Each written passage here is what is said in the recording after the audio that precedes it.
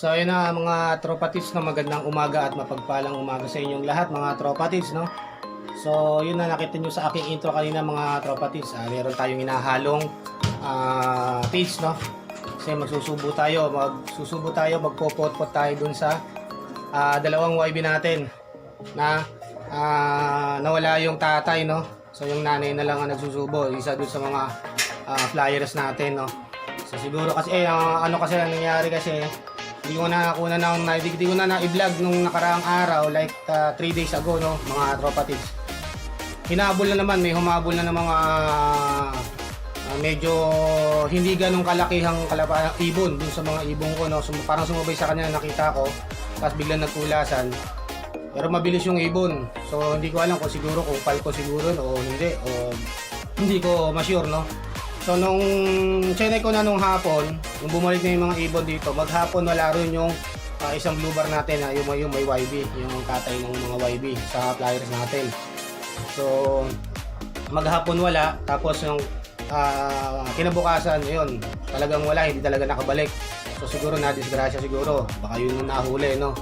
So yung nanay na lang ang nagsusubo doon sa dalawang YB. So ngayon, sinusuportahan natin mga tropatids. So yun, pinakita ko nga kayo na sa intro ko kung yung feeds na ginagamit ko. So nandito siya mga tropatids, no. So ipapakita ko rin sa inyo. So tara, samahan niyo ako mga tropatids. Ayun siya mga tropatids, no. So ayan yung yung gagamitin natin mga tropatids, no. So ito na yung ito na yung hinalo ko kanina ng mga tropatids. So nakita niyo sa intro ko, nahalo ko gamit yung daliri para mas malaman ko talaga kung durog na, no. Tapos ito naman yung syringe na ginagamit ko mga tropatids. Ito medyo malaki yan. So yan, isang puno ng ganyan, isang subuan doon sa isang YB, no. So yan mga tropatids, para hindi na pa ulit-ulit. So isang puno ng ganyan, isang subo. Kaya yan ang ginagamit ko tropatids. Ayan, ito yung pinakamaliliit na butil na ng Integra. Kasi yung iba kasi mahirap pa tunawin pagka malaki. So yan ang pinakamaliliit na butil ng mga tropatids. Tsaka ito, meron kasing isang tropa nagtatanong sa akin kung anong hinahalo ko doon sa pinansusubo ko. Ito, pink mineral, no. So ito hindi ito sponsor ng mga tropatids, no. So matagal ko nang binili ito mga tropatids at stock yan. So yan, ginagamit, pinaunti-unti ko lang ginagamit ko yan doon sa mga breeder. At saka minsan din sa flyers, so nagbibigay ako yan doon. Sinasama ko yan sinasabay ko yan doon sa grits. Pag nagbibigay ako ng grits, yan ganyan, grits na may redstone. So yun, order pa ako online, so hinihintay ko baka ngayon dumating. So mamaya, pagka dumating din mamaya mga tropatids, ipapakita ko rin sa inyo yung grits na ginagamit ko. So yan mga tropatids, So yung sa tubig mga tropatids, ang ginagamit ko dyan, it's either probiotic, no. Probiotic, kunyari for kahapon nag-probiotic ako, probiotic yung hinalo ko niyan nung kahapon. So ngayon naman plain water lang. So bukas hahaluan ko ng ng electrolytes, no. So yun ang ginagamit ko pang halo, yun ang pinakatubig na. So yan na, para diretso na rin, no. Dahil nga yung magulang, syempre minsan isa na lang yung nasusubuan. So yan, tulungan din natin yung mga magulang ng mga YBs, no. So ito mga tropatids, itong series ito, nabili ko to online, no. Medyo may kamahalan pero worth it naman, no, mga tropatids, no. So isang buong ganyan, isang buong ganyan, isang subuan na sa YB yan. So okay na sila. Malaki yan tropatids, yung yan makikita nyo yung palad ko. So malaki to. Ito na yung pinili ko talaga para isang subuan, no, isang salpakan, para hindi na ulit-ulit na subo, no. So isang ganunan yan. Tsaka itong ginamit kong hose, improvise lang din to, no, itong mga tropatids, no. So ito yung isa sa mga hose na malambot ng mga tropatids, yan makikita nyo. So walang problema kahit isalpak nyo hanggang lalamunan ng young bird, no. So yung may mga sakit din mga tropatids, pag sinusubukan ko din, ito din ginagamit ko, no. So sinusubukan ko ng gamot, yun nga, yung ganyan din, feeds din, tapos haluan ko ng purong probiotic, yung pinaka parang latak, no. So yun, So ginagamit ko dahil malambot siya at hindi makakasugat sa lalamunan ng mga ibon natin. Kaya kasi malambot siya mga tropa tids.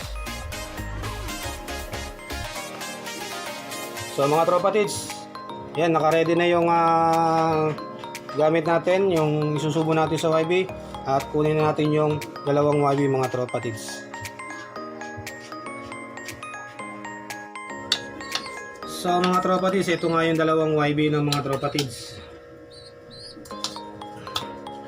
So ito yung dalawang YB. So yung mapapansin nyo mga tropa tids, yung isa talagang maliit. Ayan. Tapos konti lang yung kinain, no? Laman ng kanyang kutsi. So ito medyo may laman yung malaki, pero susubukan pa rin natin yan, no? So dito sa dalawang to, sa isang to, so maghahati sila dyan, no? So katulad ng sinabi ko mga tropa tids, no? Isang puno nito sa isang buga. So baka itong maliit gawin natin dalawa, o isa't kalahati o dalawa, pero ito siguro isa lang. Okay na to.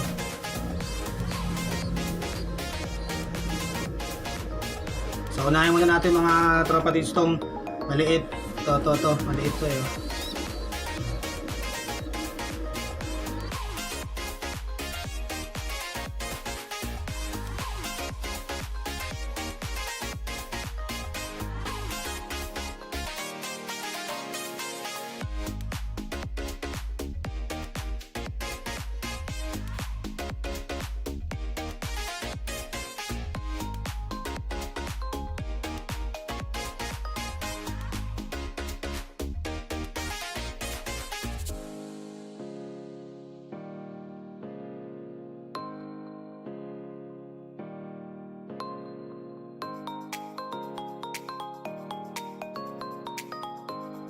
Ito sila mga tropa tids, no? Ito na, yung dalawang YB na sinubukan natin, no? So ito lumalabas talaga to sa ano eh, doon sa bahay niya eh, doon sa pugad, no? So yan, dyan ka para hindi ka aawayin. So yan sila mga tropa tids, no? So mamaya ulit mga tropa tids, susubukan rin natin yan, yung natira nila.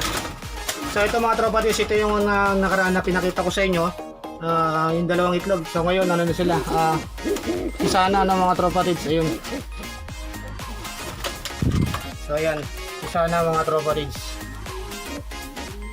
So mga ano na yan, 2 days, no? Kahapon kasi nakita ko, isa na parehas. So yung update kay Pilay, ito si Pilay. Yung bagong pare si Pilay, so meron silang dalawang itlog dyan mga tropa tids. Ayan. So pinalitan ko na rin yung paso nila, tilagyan ko ng buhangin. So ayun yung mga ibon mga tropa tids, ayan sila.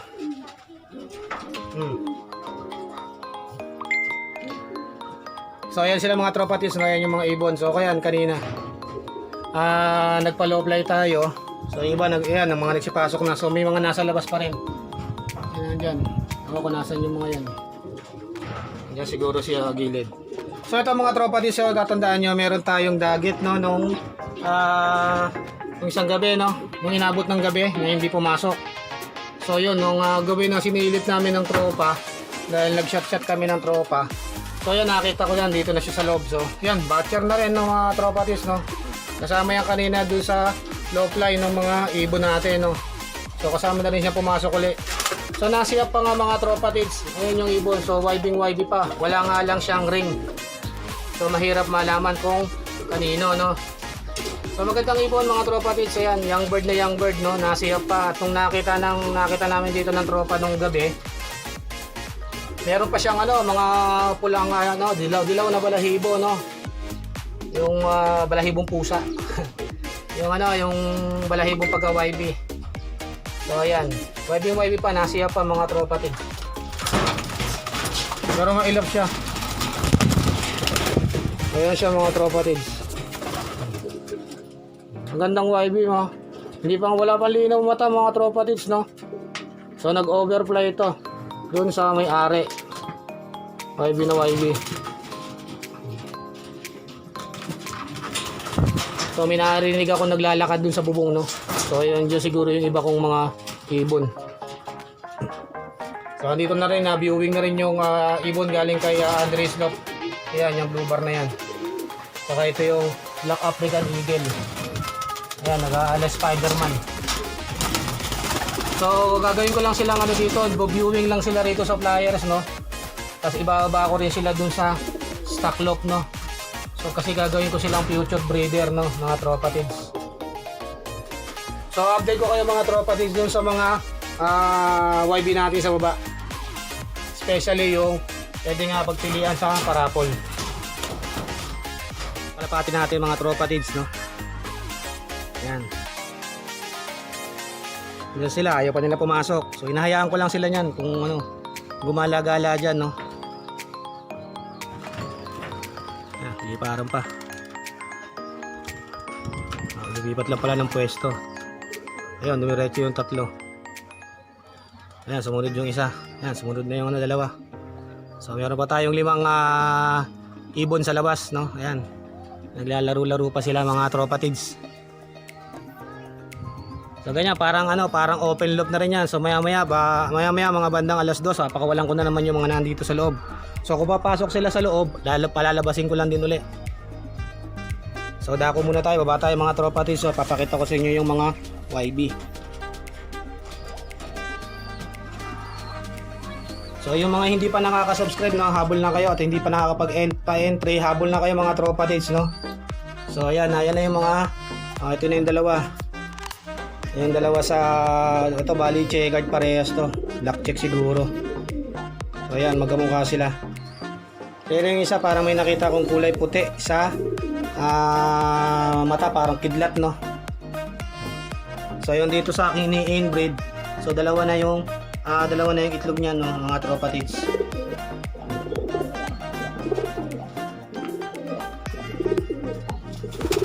So yung makita nyo mga tropa tids, sa may konting kulay pink yung yung patuka. Kasi nilagyan ko sila ng pink mineral dyan. So kasama din doon na meron dyan sariling nakalagay na pink mineral, no. So katulad yan, meron din yan mga tropa tids. So lahat ng breeder ko meron mga pink mineral mga tropa tids, ayan. Tapos nilalagyan ko rin ng konti yung patuka nila, no, so makikita nyo. So ito yung nagsosolo mga tropa tids na blue bar. So healthy. So meron na rin 2 itlog to. So pang second clutch nila to. Ay, isa pa lang pala. Yung sa baba pala yung 2. So ito dito, kita natin mapisato, no, mga tropa tids. Tsaka yun dito.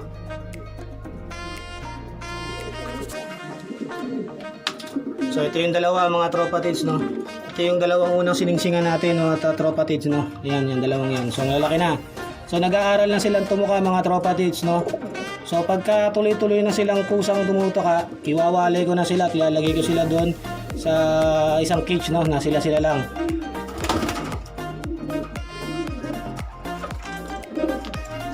So yun doon sa 2 red bar, ito mga tropa tids. Ayan na. Ayan na sila mga tropa tids.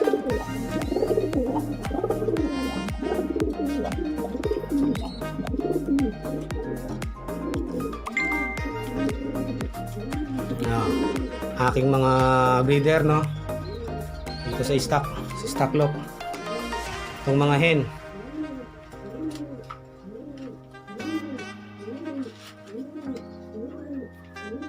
So yung bumalik pala sa ating ibon din na white flight, ayun siya mga tropa tids. So hindi pa nagpaparamdam yung kumuha dati niyan dito. So ito. Pero sa tingin ko, ibinenta niya to mga tropa tids, no. So siguro baka nangailangan kaya binenta. So pagka nagparamdam sa kanya yung bumili nito mga tropa tids, ibabalik din natin mga tropa tids, no? Kasi na-out naman ng maayos tong ibon na to dito sa atin. Kung ito ay nawala sa low fly or sa pagbitaw sa karera, kung pwede pag umuli dito, hindi na natin tatanungin kung saan napunta o kung kanina to. So ito kasi na-out naman ng maayos to dito sa loob ko, nakuha ng maayos to. So katulad yun sa bata na pabalik-balik yung ibon niya, binabalik natin. Kasi syempre nakuha ng maayos to. O binili at nagastos na rin to. Syempre nalagaan kasi numulit naman to, maayos, maganda katawan. makinis siya mga tropa tids, no? So hintayin natin lang magparamdam. So nag-PM na rin ako mga tropa tids, no?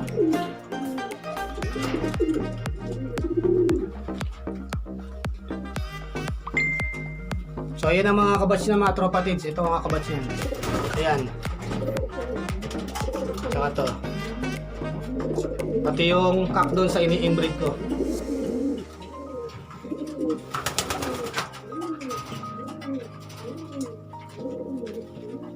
So ayan yung gristle naman, tuloy pa rin sa paglilimlim doon sa pinalimliman natin, no? Hindi ko alam kung mapipisa yan. So abang-abang lang kung mapipisa, sana mapisa, no? Kahit isa na lang. So para may pandagdag din tayong lumilipad dito sa ating lot, no, mga tropa tids. So ayan mga tropa tids, no, mamaya uli.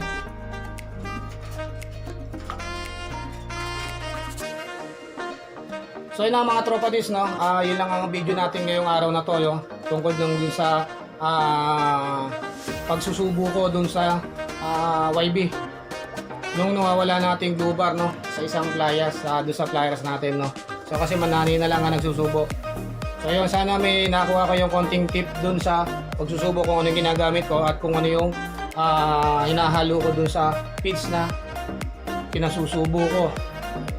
So yun, may mga nadagdagan yung mga ibon nun mga tropa tids, no, 7 sila. So yun, 5 lang kanina yung mga ibon kanina sa labas, no, mga tropa tids, no, 7 sila. So may isang off color, no, mga tropa tids, yun sa kabilang bubong, no, sa kabilang bubong sa kay Kahay. Tapos merong isang black check. Ayun, mga black check mga tropa tids. Ayun, meron na naman silang bisita. So yun na nga mga tropa tids, no. Kung hindi ka pa nakasubscribe, no, subscribe ka na. Like and share ang video na to at mag-iwan ka ng comment mga tropa tids. At kung hindi ka pa nga nakakasali sa aking parapol mga tropa tids, sali ka na, no. So bago ko iparapol yung ibon, yung iba, sisiguraduhin ko na healthy muna yung ibon, no, bago siya mapunta doon sa magiging bagong amo niya, no. So medyo matagal-tagal pa naman mga tropa tids, no. So katulad nga sabi ko sa inyo mga tropa tids, ngayon ipaparapol ko ay isang ibon lang. Pero kung umabot tayo ng 200 o 200 plus, gagawin kong 2 young bird. So ang huli ko kasi nga nasa 150 plus pa lang tayo, 150 na siguro, no, if I'm not mistaken, no. So yun nga mga tropa tids, no, sana suportahan nyo to ang aking channel, no, mga tropa tids, no. So sa konting pagsuporta nyo mga tropa tids, ibabalik ko rin sa inyo. Katulad nga yan, papakabot ko ng ibon. So ito pa, isa pa mga tropa tids, so sinecheck ko rin kasi yung mga hindi ko na nagagamit o hindi ko pa nagagamit na mga items na pangkalapate, katulad ng drinker, no, drinker, no. Tapos kung ano pa, may mga pigeon rings pa tayo dito mga tropa tids, no. So baka idagdag ko to mga tropa tids sa consolation price mga tropa tids, no. So yun na nga, nakikita ko rito yung kapila sila mga tropa tids. So 2, 4, 6, 7, no. So 7 sila mga tropa tids. So meron na naman silang kasama, no, 2. So yun nga mga tropa tids, no.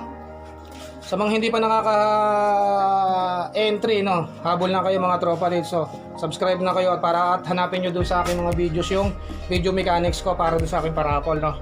So paano mga tropa tids, no, hanggang dito na lang ang aking video at happy flying sa lahat and God bless.